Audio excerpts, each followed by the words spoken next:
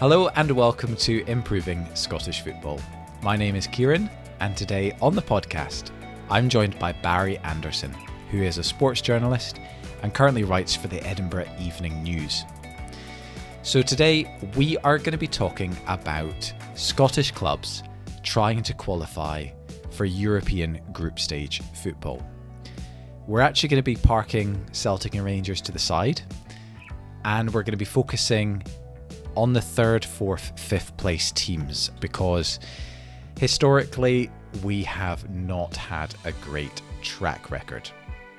Every year, probably like most of you listening, I sit there wondering how a Scottish team has been knocked out by a part-time Welsh, Irish or Maltese side. And I've got to the stage where I don't even wonder, I've just come to expect it. Barry and I are going to be looking at the current state of affairs. And just for clarity's sake, we are recording this after the first legs of Hibs Villa, Hearts Pauk and Aberdeen versus Hacken. We're also going to be looking at what might be the root causes of why we've not been great in the past. And we're going to look at what we could potentially change in order to try and get our teams qualifying more regularly. Please do like, share and subscribe if you haven't done so already. Please do help and spread the word. Thanks also to those of you who have left a review. If you haven't done so already, please feel free to give this 5 stars. Let's keep growing the audience. Let's improve Scottish football. Okay, right. Hello everyone. I am delighted to be joined today by Barry Anderson. Barry, how are you? Yeah, I'm good, thanks, Kieran. How are you? I'm also very good. Yeah, I'm doing well. So to kick us off, can you give us a bit of an introduction to yourself and obviously your connection to Scottish football, please? Yeah, I've been covering Scottish football in a media capacity for 23 years now, for different publications. I currently write for the Edinburgh Evening News and cover Hearts on a day-to-day basis. So that's my main beat. That's my main daily task, and there's always plenty going on at Hearts. So it's quite a good way to earn a living, to be honest. Yeah, and presumably you were at Tynecastle last night, as we're recording it, to see the first leg of the game against Pauk. How was that? How are their chances? Yeah, they're up against it now. I think everyone can see that. Obviously, losing the home leg 2-1, it makes life difficult no matter who you're up against. But Hearts have the kind of the added problem of going to Greece to a pretty hostile environment, and Parc Salonika Stadium is pretty notorious around Europe for being one of the really hot and intimidating places. So in general, they've got a lot to do in this tie. They're not out of it. 2-1 down, it's not over. But it's tough to say that it would be an enormous result and one of the biggest results in Hearts history if they could overturn this next week.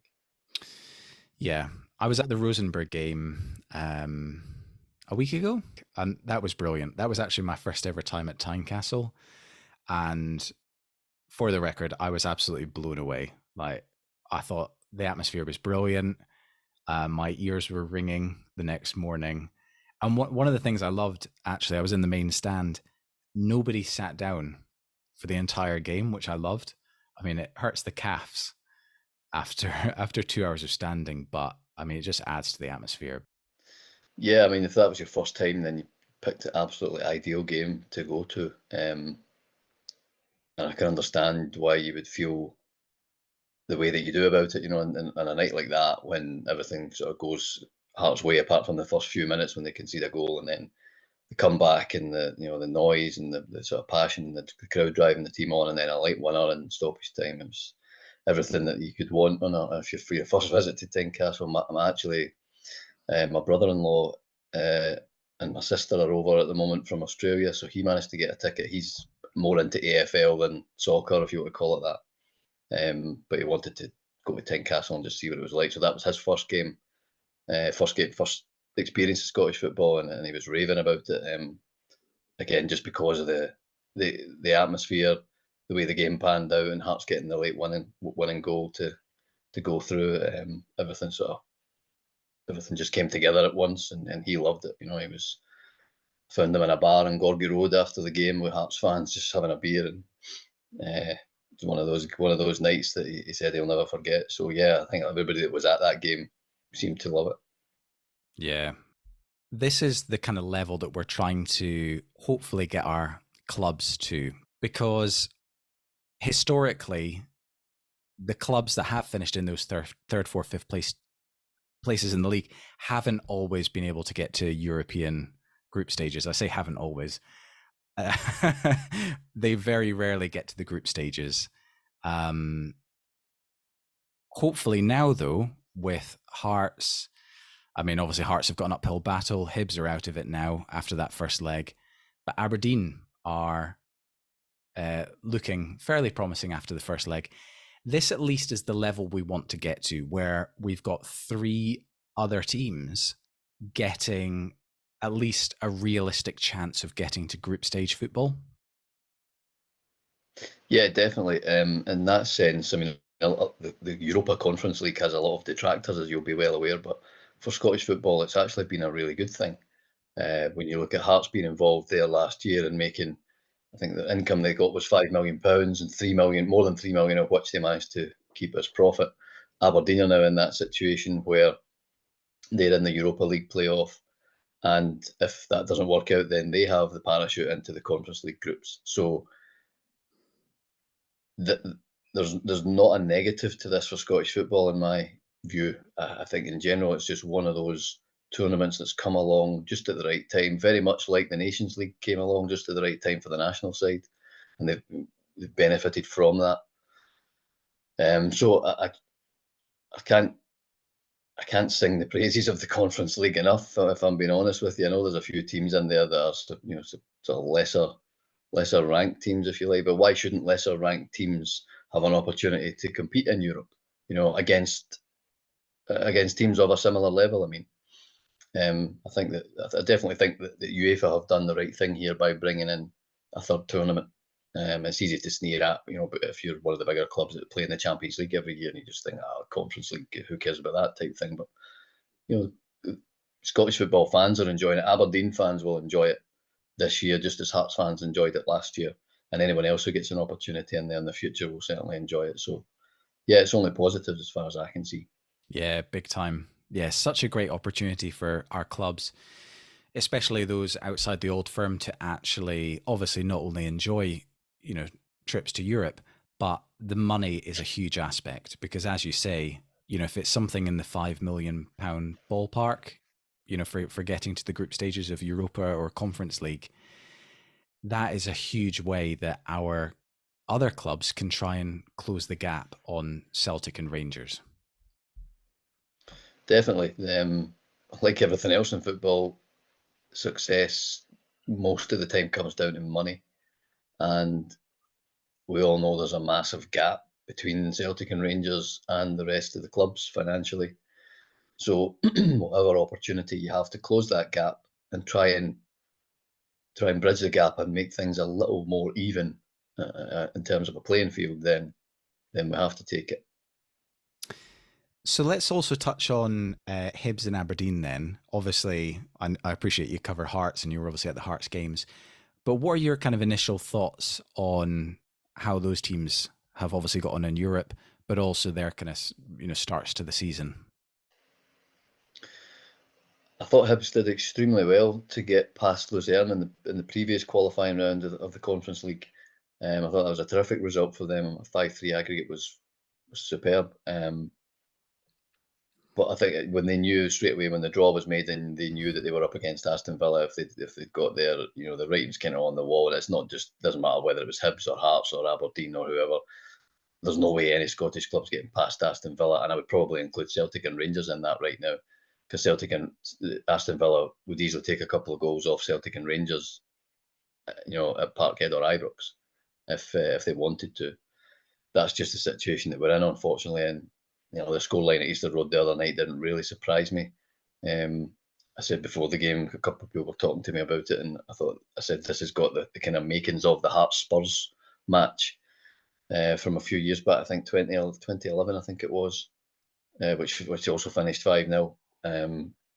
So I wasn't overly surprised that was the final scoreline. And it's just such a financial gap between two teams. It's a shame that Hibs are on the receiving end of that, because, again, if you get any prospect of getting another club into Conference League group stage, then all the better for Scottish football, And Aberdeen, I think if you look at that Aberdeen scoreline away from home, 2-2 at Hacken, it's okay, it's fine. You make them favourites certainly to go through now. It depends how you assess it, because if Aberdeen do go through into the Europa League groups, which is a better achievement than Conference League, let's not dispute that, but that then makes it harder for them when they're in there, because they're up against teams of a considerably higher calibre than they would be if they were in the Conference League groups. So it's kind of the chicken and the egg situation. What do you prefer? Do you prefer drop in the Conference League groups and just get a feel for the European groups for the first time since 2008? Or do you just go, no, let's go in the Europa League and try and make an extra, whatever it is, I think it's a couple of £1 million of difference in income, a couple of £1 million more. So I'm not really sure. I suppose probably one Aberdeen fan to the next would have different views on that, on what they would prefer. But either way, terrific that they'll be in the groups one way or another. Yeah. I think pretty much every Scottish club in Europe, and again, I include Celtic and Rangers in this, will almost certainly get a humbling at some point from some elite team. Unfortunately, the gap, if you go back 20 years in Scottish football, you wouldn't expect Celtic or Rangers to be thrashed, 7-1 by Liverpool or 7-0 by Barcelona or anything like that. But unfortunately, we have just fallen so far behind the top 5 leagues and even some other leagues that pretty much every club is going to get a thrashing. That is the reality of it now. Obviously, part of this podcast is designed to try and work out how we stop that.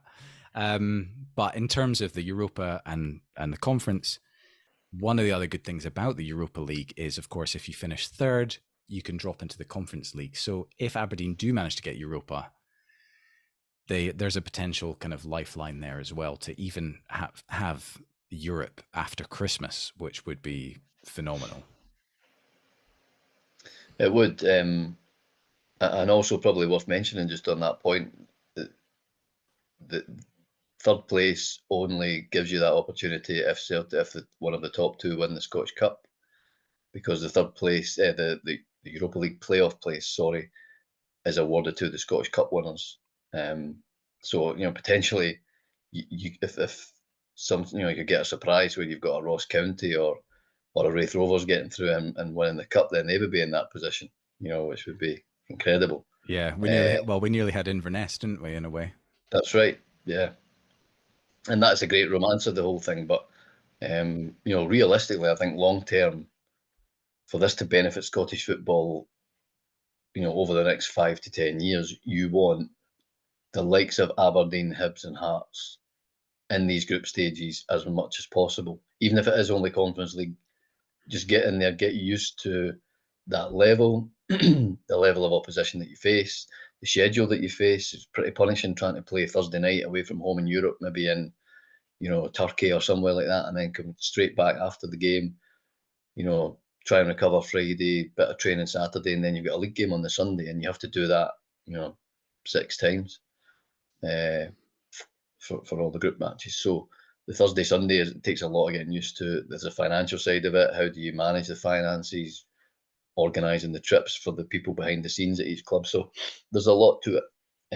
There's a lot for everyone at the clubs, not just the players and the coaches, but everyone at the clubs to get used to. And you want that to play out over a number of years in order to get them used to that level, and also to hopefully then raise the standard of their squads and playing staff and their finances to get them up closer to Celtic and Rangers. They'll never get to the same level as Celtic and Rangers, but if you can get a bit closer, then it makes the whole thing worthwhile. Yeah, this is it. We need to get more of our teams qualifying regularly for Europe. And I think, like most Scottish fans, every year I look at the qualifiers pretty religiously, and I'm just sitting there just thinking, come on, guys, you can do this, you can do this. And then time and time again, you end up seeing our teams so often get knocked out by clubs that they shouldn't be getting knocked out by, whether it's, Birkirkara or Sligo Rovers or, Connaskey Nomads, stuff like this. It's like, oh no, what are you doing, guys? Please.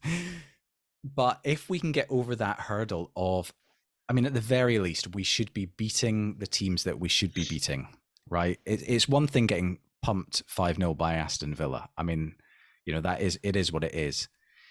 I think the very least we need to expect is for our clubs to be beating the poorer opposition that's put in front of them, the part-time clubs.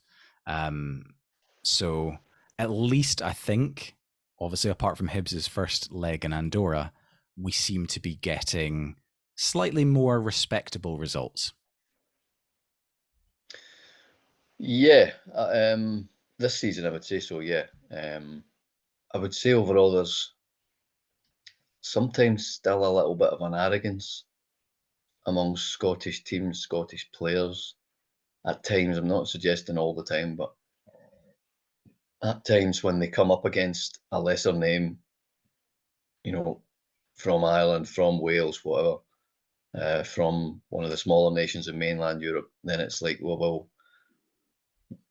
we're from the Scottish League and we'll take care of them, sort of thing. And I do wonder where that comes from, because it's not like there haven't been enough warnings over recent seasons, and even go back 10 and 15 years, there's been plenty of European humblings that have kind of, sent a shiver down the spine with different teams. And I definitely think there has to be at times a bit more respect, and also a little bit more of a recognition that Scottish football standing in Europe just isn't what it was in the 1970s and 80s and even 90s. And, we have to prepare better against these teams.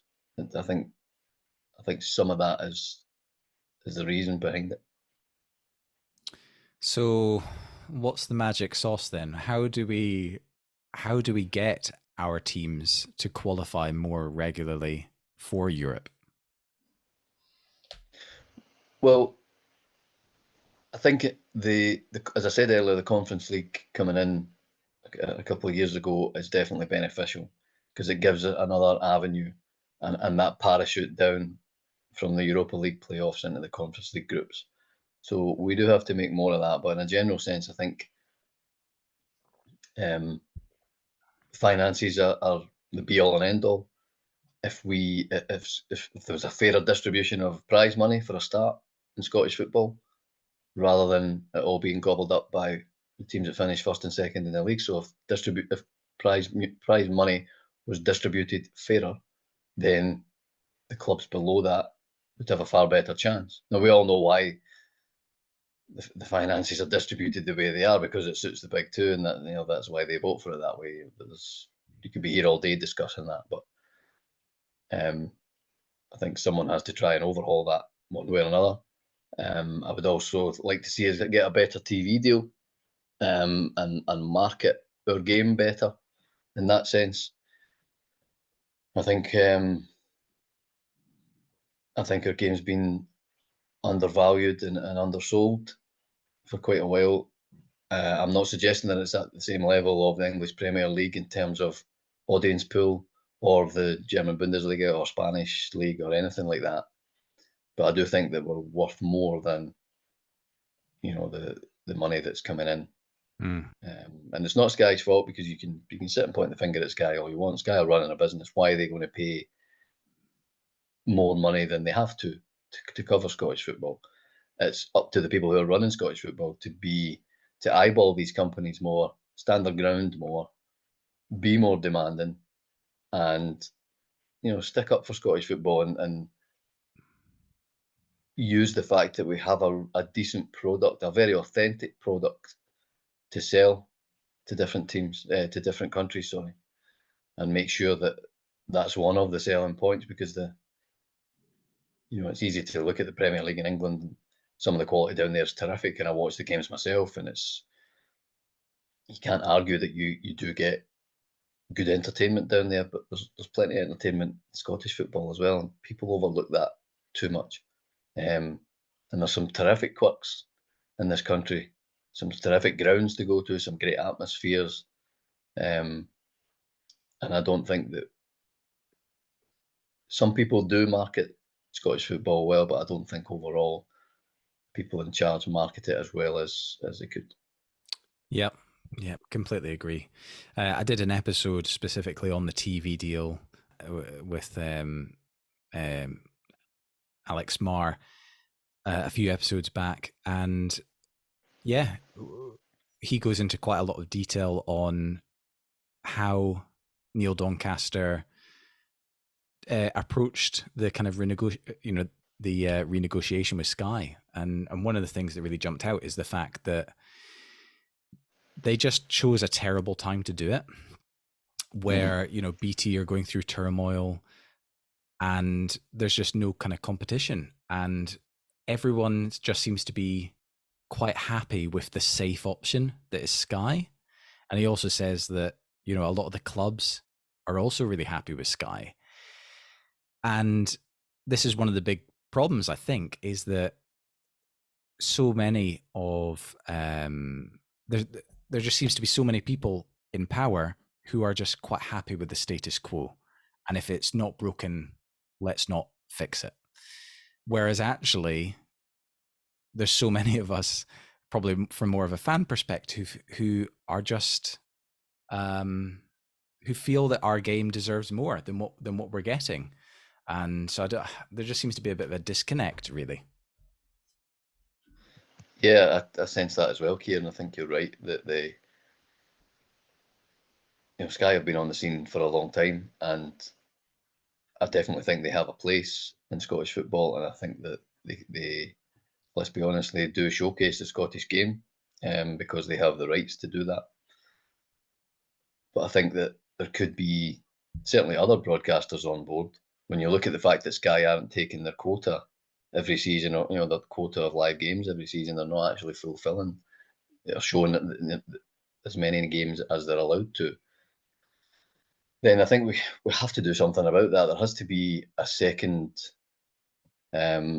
tier broadcasting deal, if you like, for whatever it is, whether it's the BBC, whether it's STV, TNT Sports, as they're now called, formerly BT Sports, whoever it is. I don't have a massive preference, but there definitely has to be a little bit more coming in, and there is definitely more that can be done in terms of getting Scottish football out there and getting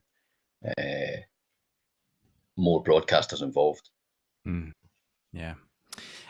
Just to kind of swing back to the the Scottish clubs qualifying for Europe, a pet hate of mine, which I'd like to kind of get out there, that and this has been used for years, is the "we're only at the start of our season" stuff. And I don't know if this gets on anyone else's nerves as well, but I can't stand that sort of excuse. I feel like we're the only country who uses it, and it's just a kind of get out clause to throw out there as a reason for us not qualifying. Does that? How do you feel about that as an excuse? Yeah, I do think it's used as an excuse when teams maybe suffer a bad result or go out of Europe early, and it's the old kind of old adage, oh well, that's what we'll offer up as an excuse. I think it's relevant to an extent when you come up against a team that's in the middle of their season, Scandinavian team, for example. So they're up to speed, and they've got momentum, they're fitter, they're sharper, better rhythm than the Scottish teams do, who are literally just starting their season. But Hearts proved only last week that you can overcome that if you're prepared properly, the players are fit.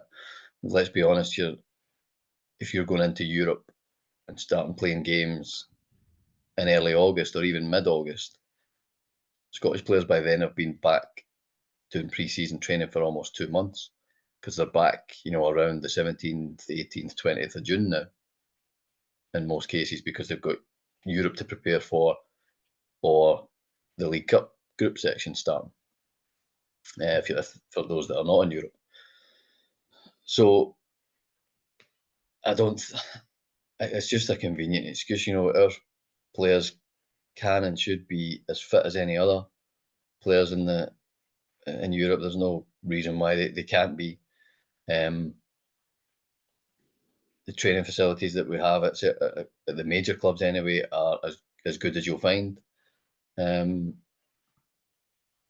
of the provisions for the players, the diets, the nutrition, the sports science that we now have is again top of the tree. So I don't think that's really an excuse that we can still be using it in 2023. I know some people will and do, but yeah, it doesn't wash with me. I don't think it washes with you either. Yeah, no, it's one of those things. Like, I'm just, yeah. I guess I've probably just, after so many years of watching our clubs, not qualify, and that excuse constantly getting carted out or something along those lines, it just wears a bit thin. And I look, a couple of years ago when Celtic got put out 5-1 on aggregate to Bodo Glimt. Well, guess what? Bodo Glimt hadn't started their season. They were in pre-season, and Celtic, because it was in February, were in the middle of theirs. So, I think it's just something that only we are using. And again, I think we're using it as a get out clause and not taking responsibility for other factors that may be contributing to limited success. The one of the main things that I think could be resulting in this kind of mixed European success is the tactical side of the game and the technical side of the game. So I did an interview with John Walker in episode 1, who does the Scots Abroad podcast, and he speaks to a lot of players who all who have played in Scotland and are now playing abroad, or at least have experience of playing abroad. And he says that almost every Scottish player that he talks to says that the tactical side of the game is much more emphasized abroad, even in the likes of Poland, in Norway, even in, not major countries. There is lots of emphasis put on tactics and technique that is still missing from our Scottish game. So I'm wondering whether that sort of side of our game is a big reason why we're not regularly qualifying for Europe. Yeah, I think it is definitely a factor, because if you go to continental Europe or South America and you watch pick any team, an average team training, and you see the emphasis on ball control and ball retention. And South Americans are actually, a lot of South Americans that play in Europe, you see this, they play in Greece or they play in Switzerland or wherever. And if you give the ball away needlessly, I mean, they're on to you in a flash, like verbally really coming down hard on you, simply because you've given the ball away, because ball retention, keeping the ball, is just what their game is about. You get that with the Spaniards and the Italians and so many others. And you don't really hear that in Scottish football, because you have a lot of things about transitions and phases of play and percentages and second balls. And I understand there is a place for that, and there's a need for that at times in football, particularly in British football. But I do think we could emphasise the more technical side more often, and we would therefore become a bit better.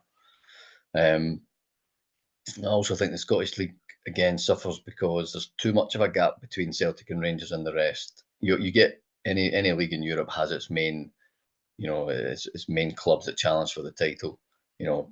Go to the Netherlands, you've got Ajax, Feyenoord, PSV, AZ Alkmaar at times. And they're generally the main ones. And but the gap between those and the rest of the league, it's just not as big as it is in Scotland.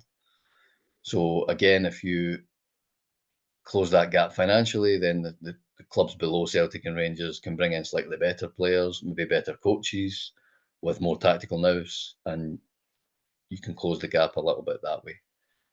I don't think the training methods are too different in terms of, a coach in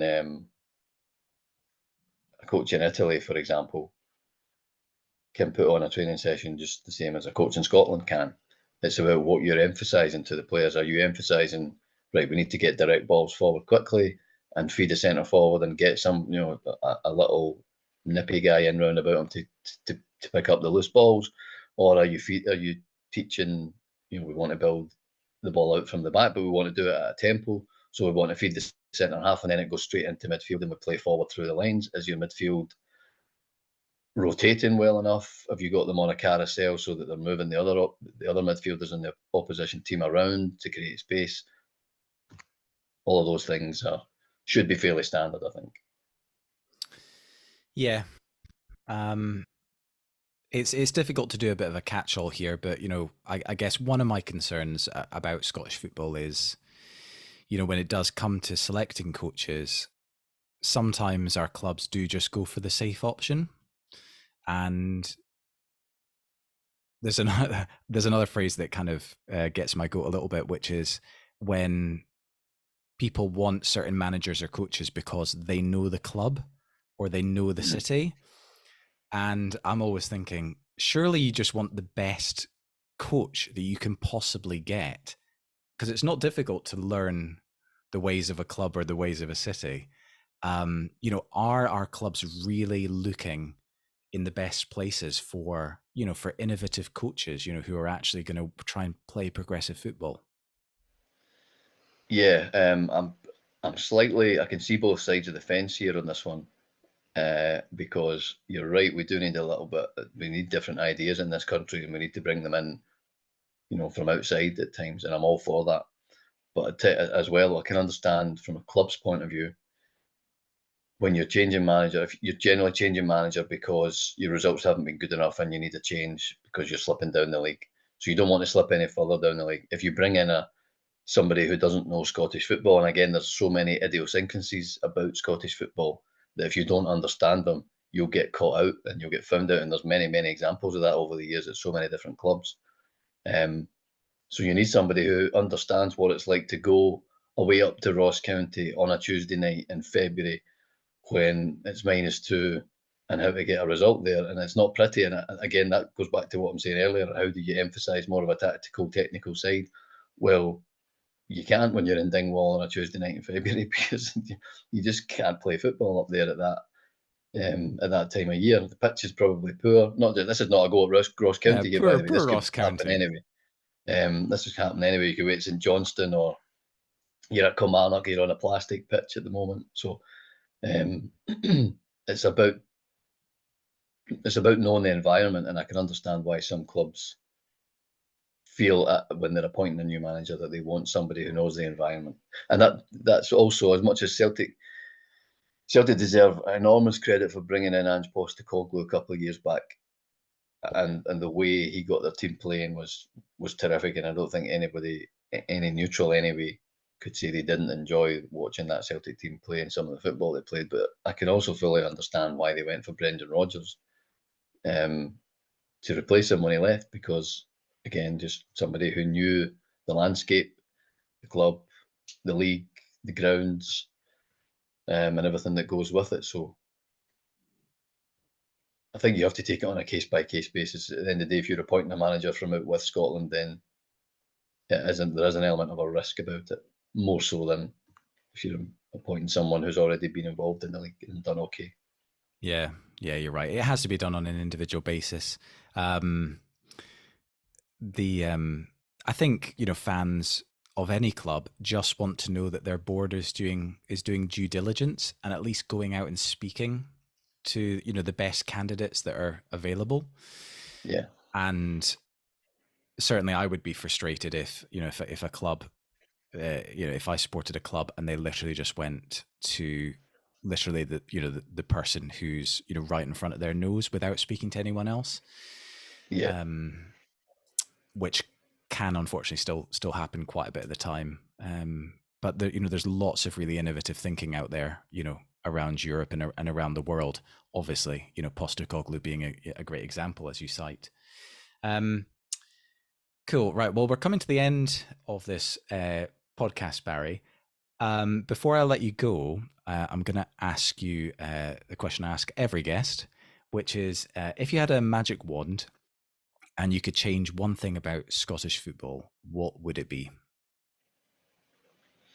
Can I have 12 magic wands so I can change to? Yes, you can have. Yeah, you can have more than one if you want. No, I'll keep it simple. I think probably the thing that I would go for first, and I might be slightly different to other people who would answer this question. The thing I would probably look to change first would be the size of the leagues. I definitely feel that we need bigger leagues in this country, and probably fewer divisions, if that, to incorporate the same number of teams.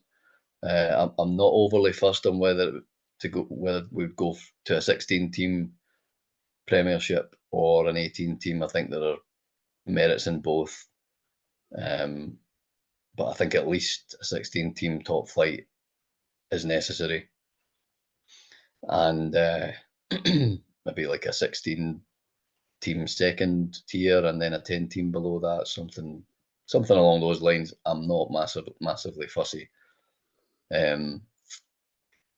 Just tying in with that in terms of the marketing side of the game, something that bugs me, and I appreciate this really won't irritate anyone, a lot of other people in any way whatsoever, but the way we name our divisions really annoys me because you've got the Premiership, right, which was a name first conjured down in England. So we know at the moment in Scotland we have Premiership, Championship's the second tier, League One is the third tier, and League Two is the fourth tier, right? So, if there's one way to confuse people, that is it. So, years ago, we had, before we brought this Premiership phrase in, which we didn't need, we had the SPL, Scottish Premier League, which flowed off the tongue beautifully, easy to market, recognised across Europe as what it was, the Scottish Premier League. So let's get that back and have the Scottish Premier League again. And below that, if you're having three tiers below that, that's fine. Just call them Division 2, Division 3, and Division 4. So the Premier League is the top flight, Division 2 is the second tier, Division 3 is the third tier, and Division 4 is the fourth tier. And everybody knows what they're doing. And again, it's easy to market as well, because you can have SPL as the top flight, you can have SD2 as the second tier, SD3 and SD4 below it. I don't think it's too difficult to bring all that into sync. So that's one of the things I would change, along with it, as I said, the size of the leagues. I love that. That is a superb bugbear. Yeah, no, I completely agree. And I wonder if it's just this like thing of let's just try and copy whatever England's doing. It is, yeah. That's. It doesn't matter whether it was England or France or Argentina or whatever. If you're copying another country, unless there's a real good reason for doing so and it makes a lot of sense, then why are you doing it? Good. All right.